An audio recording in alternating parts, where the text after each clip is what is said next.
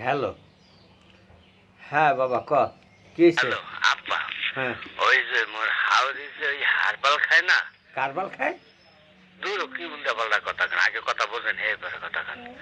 এই শোনেন, ওই হারবালে বলে রিয়াকশন করছে বুঝছেন। ওকে। আর মোর হাওড়ি লইয়া একটু ওই মেডিকেলে যাইতে হইবে, শহরের মেডিকেলে।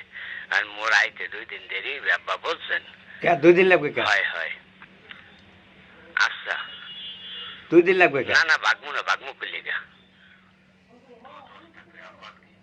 এই বেটা ভাগবি না হন। আবার ওই হাওড়ি লই এদিক ওদিক যাইস না, ভাগিস না আবার। কথা কি কইছে বুঝছো? হয় হ্যালো হয়। আব্বা, হ্যাঁ। এই ঘটনা হয়েছে কি, ওই বেনেরাইতে সোর করে দিয়া। হুম।